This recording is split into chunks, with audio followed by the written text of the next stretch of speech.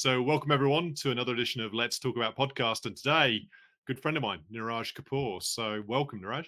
John, pleasure to see you again. How are we in Canada today? Okay. Yeah, doing well. We've actually now got snow, believe it or not, in Calgary. We didn't get snow until yesterday, which is really late in the season, but now it feels Christmassy suddenly. We've had a typical day here in December in Northern Ireland, just rain, cold, wind, the magic threes.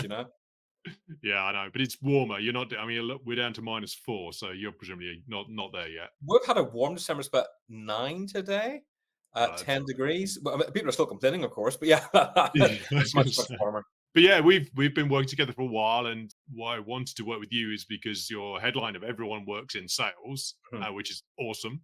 And so let's talk about that. So what do you mean by everyone works in sales? Well, everybody works in sales. For example, okay, I've just come back from a charity lunch in Belfast. Mm, And there was 500 accountants in the room, so chartered accountants of Ireland.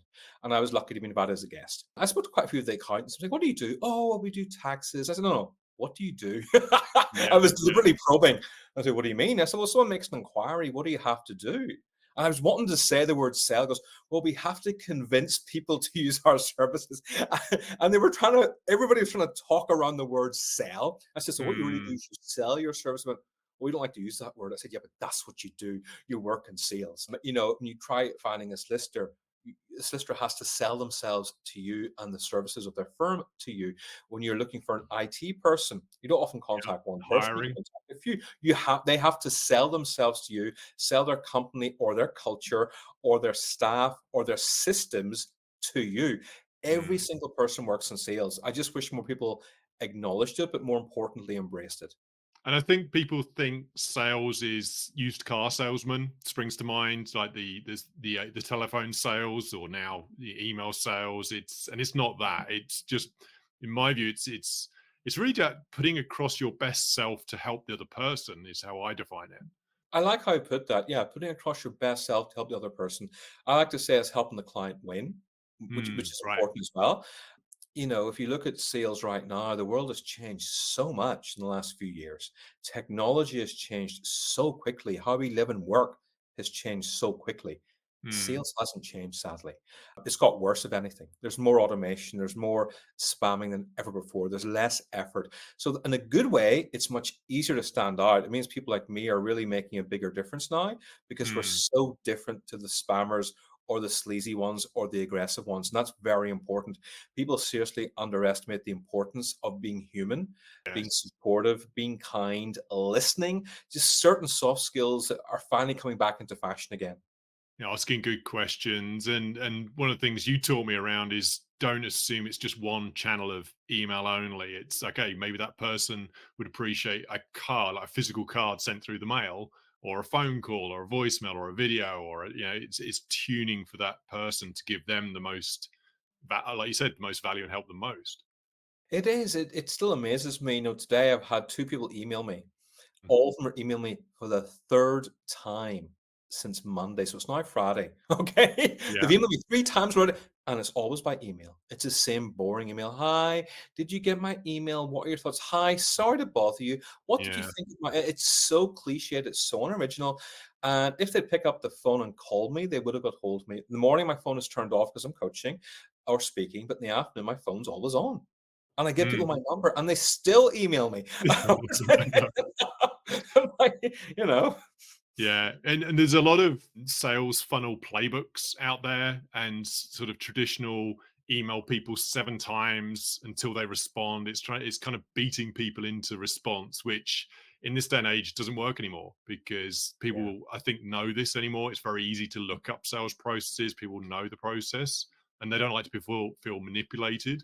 So to your point, when they're emailing you 3 times in a week, it's like, okay, you really wanting to reach out to me, or is it just a numbers game to get me to buy something? And it's You see, John, a lot of people are very badly advised. They will see mm, a guru in America who has rented a Porsche for the right, day, and so he goes and tells people he has a Porsche. I know people who literally don't own a private jet, but they manage to get a picture in front of a private jet because they know someone who works there as an engineer. And so they get a right, picture in front of a private jet, give the impression they own it, and say, "Look, I got this. So here's how you do this. You spam people 4 times a day. You do not give up until they say yes. You ask them for their yeah, credit card or a bank loan if they can't afford your service." I mean, it's just the yeah, worst techniques available. because they've been taught badly. And that's why it's so important to teach people to do things the right way. Now, unfortunately, everybody thinks their way is the right way. It's like parenting. Honestly, sales is like parenting. Everybody thinks their way is the right way, but Yep. it's not. Mm, exactly. And a lot of my audience are either IT project managers, business leaders, managers, directors in employee roles or businesses, some startups as well. So a lot of the advice you gave me when we were coaching together was great because it helped me on my LinkedIn profile and tuning that. So I want to help the audience with your advice now in terms of what would you advise people who are on LinkedIn, just maybe dabbling a bit, doing some posts, have some bit of a profile? How would they really start to move their LinkedIn profile up the notch? There's three things I recommend everybody does. So the first thing is optimize your profile. That's the Mm, simplest thing to do. That means when you have a headline banner, people know what you do. Don't have a blank banner and don't have a weird banner. Don't have a banner which doesn't tell people what you do. Make life as simple and easy for people as you can. In your I'm about big section, on. a lot of people have a few lines, Mm, or they override it and cram as many words into possible. Don't do that. So get your profile section right first, because first impressions do count still in this day and age, and they will be very important next year as well. The second thing you want to do is write content that engages with people, but also do it in a way that's visually easy to read. Now, by that, I mean a lot of people will write content and they have sentences and they have like 17, 18 lines in a paragraph. I'm like, no, that's too right. much. Make it easy to read. Have white space.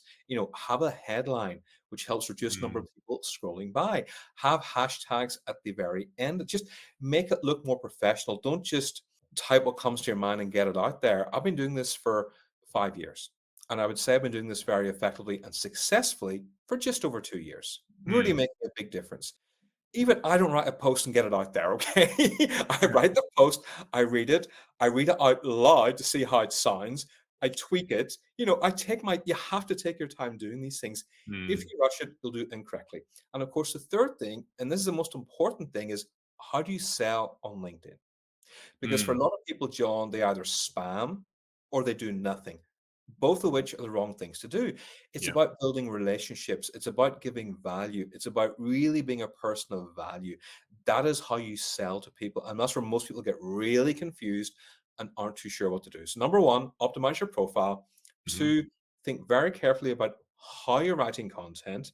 And three is learn how to engage with people in the LinkedIn DMs. Yeah. So we're gonna let's rewind on that a little bit. So when you say your headline, you mentioned what you do, and that's not a role title because a lot of people put their role title and then put things like seasoned or experienced, and it's been my bugbear around when I see seasoned. It's like what you're a condiment. It doesn't make any sense to me. So when you're saying what they do, this is actually how you help people. What things you do that would help someone else, right? That's always an ideal thing to do. I Mm. would say always do your utmost to stand out on LinkedIn. So Mm. avoid using words other people will use. So know where my profile does it say I'm a people person or I'm Right. passionate about what I do. Know where my profile does it say I'm a LinkedIn expert. I mean, Mm. what is an expert anyway? It's a very individual thing. It's like asking me, okay, I love 80s rock music, especially. And you ask Right. me, who's my favorite rock band of all time? I cannot, oh, sorry, who's the best rock band of all time? I can't give you an answer because it's so individual. I can tell you who my Yeah. favorite rock band is. It's Bon Jovi in the 80s. They were untouchable. Who's my favorite band live? I would say Bruce Springsteen. No, but everybody will have a different answer. Some Yeah. people will say AC/DC, some will say Def Leppard, some will say Motley Crue, some will say Whitesnake. Everybody's going to have a Or different Kiss. answer. Kiss, yeah, Kiss actually put on a very good live show. Yeah. And oh, by the way, I saw you're booked in to see Brian Adams next year as well. Oh, cannot wait. Next May, he's coming to Belfast. So I got tickets That's for awesome. Brian Adams, and the Scorpions went on sale today. They're an amazing German rock band who did Winds of Yep. Change. So they're Yep. coming to Wembley. So literally, as soon as we finish this podcast, I'm going to go because I've been away all day today. I haven't had a chance to buy them yet. So I'm going to buy Scorpion They're tickets after. playing Wembley? Yeah, they're playing Oh, Wembley Arena, not Wembley Stadium, wow. though. That's But amazing. it's That's where I saw Brian Adams back in the oh, 90s. really? Yeah. That must have been incredible. And then I saw him at Milton Keynes Bowl as well. That was awesome. Yeah, that's 5 minutes from my house. It's actually in Milton Keynes. Ah, right. There you Yeah, go. We may have small walked past it because we walked from the bowl to the coach station at the time. So who knows? There you go, It was small world. a Anyway, so we digress. But where were we at? Oh, the headline. Like, what do you do, and then how do you add help people without using and be distinct as well? It's what I'm hearing. Yeah, never be afraid of standing out. A lot of people want to fit in. I Mm, understand that. It's a human nature. You want to fit in. However, social media, and I'm talking specifically about LinkedIn, because that's the platform, that's the only platform I know how to work and monetize. I have no knowledge, Instagram and Facebook, I'm there for a bit of fun, but LinkedIn's where I know how to monetize and build a brand and build revenue. And mm, you do very well on that platform by standing out. So one thing I did, for example, John, 2 years ago, when my career really started to take off, was I looked at what my competition were doing, and I thought, okay, what can I do that's different? Because we were often pitching for the same jobs. I didn't mm, like that because often when that happens, it comes down to price and you're earning less money. And I just thought, how do I stay a step ahead? I can't really outwork them because all of them work fairly hard. I can't really be smarter than them because I'm not that smart a person. So what do I do to stay ahead? Well, I thought, yeah, okay, my competition don't speak at events. So I'm going to focus really heavily on my yeah. speaking skills and get a speaking coach, which I did. I'm going to write a third book because most of them haven't even written one book. If I write Mm, 3 books, I'm ahead of it. I want to do a TED talk. That was my big, big goal of last year. And I achieved that at the very end of the year. All those things my competition have not done. And mm. that gives me the almost like the extra credibility they simply don't have. So don't be afraid of standing out. It's a great thing to do. And for some of the managers, directors, senior leaders in employee roles, companies, that standing out might be just posting on LinkedIn because a lot of folks don't. A lot of folks do. So then back to your point around adding value and selling on LinkedIn for and we'll come on to entrepreneurs and startups in a second, but as an employee manager role, that's that selling is more just promoting yourself in terms of how you've added value to your company, for example, or just sharing value in terms of I read this article, here's my insights, this might help you. And that in itself is selling yourself. Well, absolutely. I've had a Mm, few friends recently, sadly, who've lost jobs. mm, I'll take two of my friends. One has a superb LinkedIn profile where she posts a lot, and within a week of losing her job, she had interviews lined up for more jobs. The other yes. person didn't really use LinkedIn, but they're incredibly experienced and very smart. And it's Christmas, and they still haven't even got interviews lined up yet. So having that brand on LinkedIn is, recruitment people, HR people, they don't look at CVs first anymore. They look at your LinkedIn profile Yes. first. Yeah, And then I they'll do. often do a Google search as well, just to make sure you haven't gotten into any trouble. Because I speak to Yes. recruitment consultants all the time. That's what they tell me they do. Yes, exactly. And exactly, I do that as well when we're hiring. The first thing I do is look on LinkedIn. What are they doing? And if they don't have a LinkedIn profile or it's very basic, that's not a. I'm not going to discount them, but it's like okay, what's what in this day and age, it's just something you need. Mhm. Yeah. And then and where do we get to on the third point was then the post the value. What was the third one? So there's background, having your title and summary, then Having a title your summary, about having an you. about section is really important as well. Yeah. So don't overwrite the about section, which a lot of people do, and don't Mm, just have a few lines in it. And again, just use language. Take people on a journey. Tell them mm, how you help them. Don't say I'm a people person. Don't give a list of qualifications, which a lot of people do in the about section. You don't have to do that. That's what your experience section can be about. But in your about section, tell people how you help them. Include a testimonial or two if you like. yeah. Just tell people how you help them. If you can take them on a journey, it's a bonus. Yeah. And in the pre-show, you were just talking about don't worry about AI or the fancy videos at this stage. Just get your basics right on LinkedIn. Yes.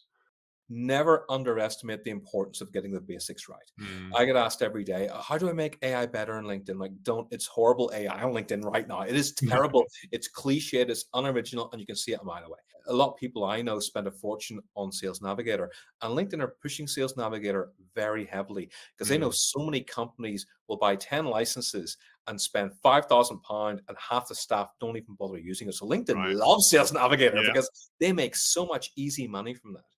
But the fact is that, if you can't use outreach properly, if you can't send a good email that people open, you're wasting your time in Sales Mm, Navigator sending messages because nobody is going to respond. Nobody. In fact, I've seen people with just zero, zero, zero because nobody's replying because mm. they don't know how to reach out to people. Yes, exactly. Which then gets into the networking and how do you that create that it's creating that human connection as well. Just being human. How would you introduce yourself to someone else at a party or a conference or in a coffee shop or whatever, and taking that personal real world experience onto online? But and like I say, a lot of people go into this, I have to be formal, I have to blend in, and it's just doesn't create connections.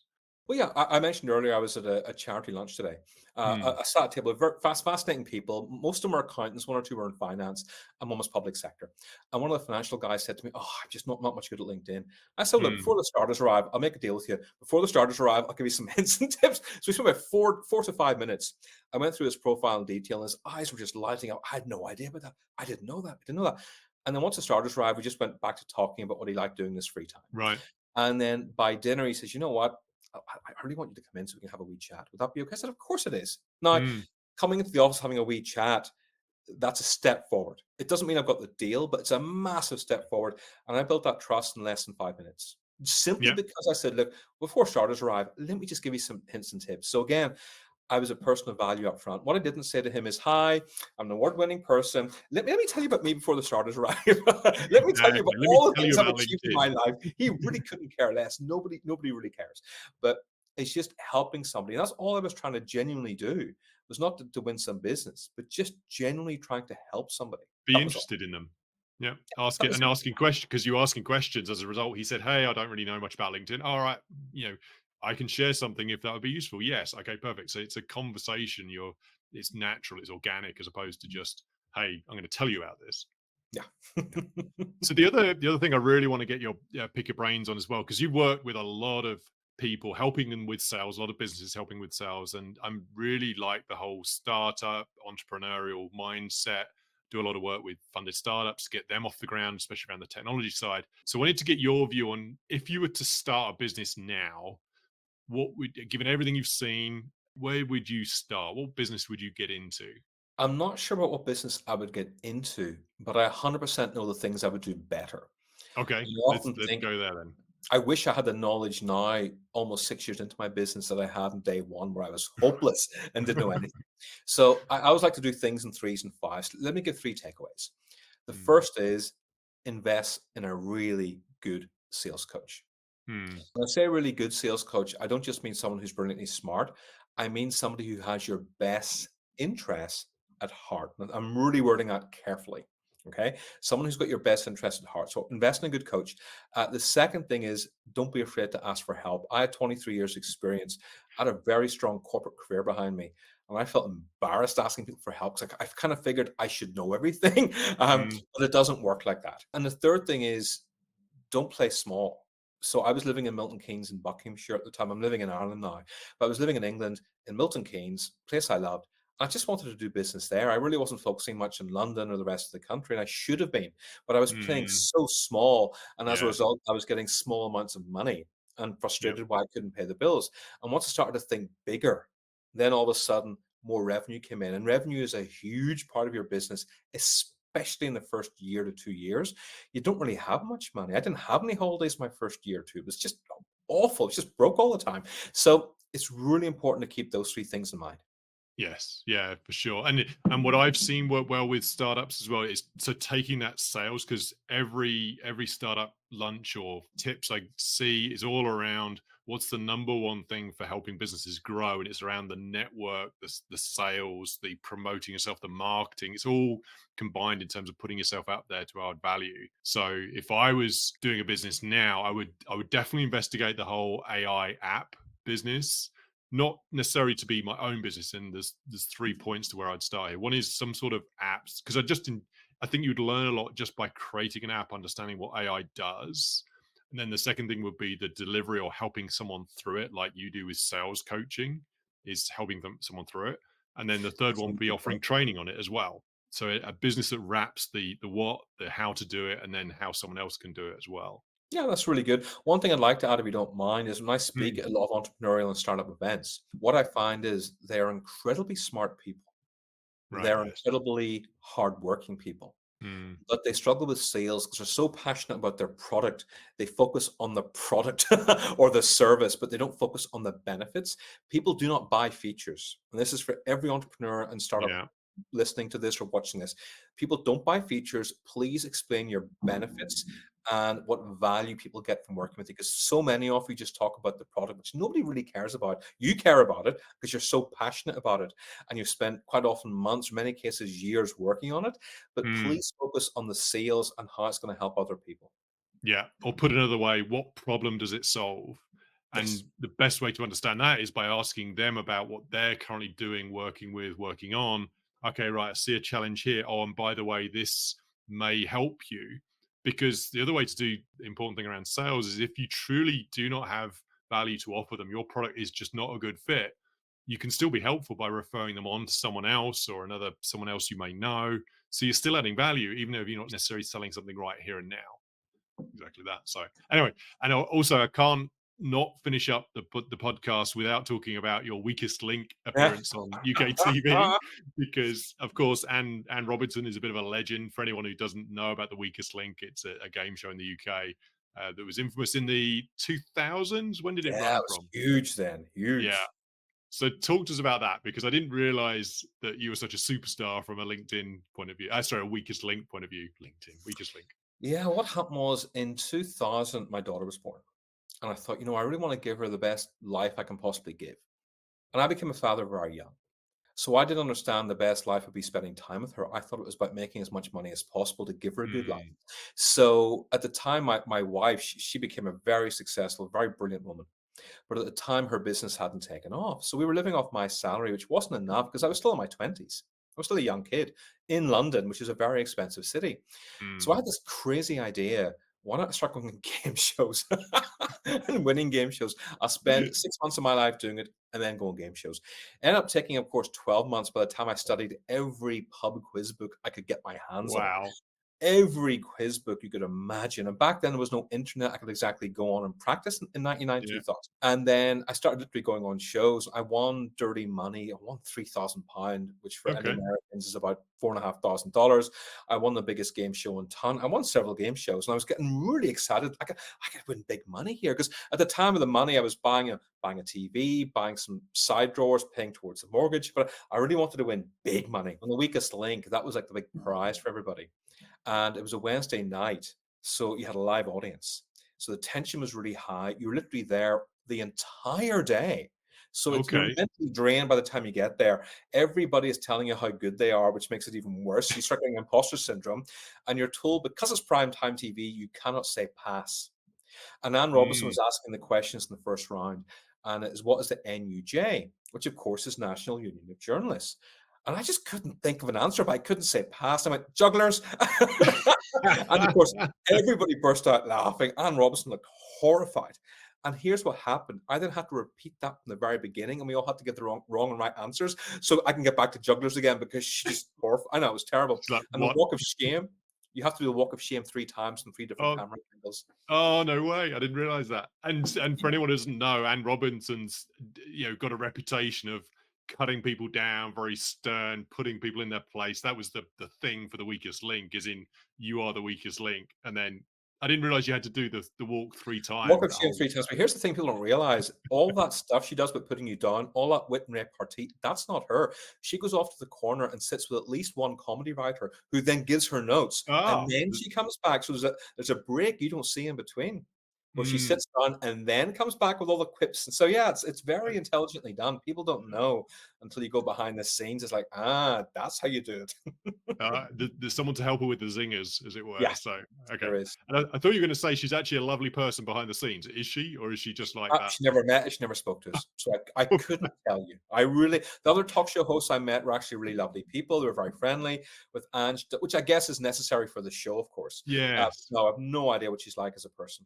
Okay, that's a shame. But anyway, claim to fame. Awesome. Love it. That's really cool. Well, this has been great. Really enjoy this. And if people want to look you up, find out more about your coaching and perhaps get your book, where can they find out more details? Simply go to nirajkapur.com, nirajkapur.com, or simply connect with me on LinkedIn. Okay, awesome. And any last words to leave the audience? Yes, please, please, please understand that sales is a foundation of your business, whether you Hmm. actually own a business or whether you work for somebody else. And the more you learn about sales and take action on, the better you'll do. Yes, exactly. Great advice. Thank you. Been a pleasure. And we'll chat again soon. Always great catching up with you, John. Take All right. care. Cheers, Niraj. Bye for now. Thanks for listening to the Let's Talk About It podcast, brought to you by WeDeliverYourVision.com, the go-to place for delivering your vision and getting traction fast.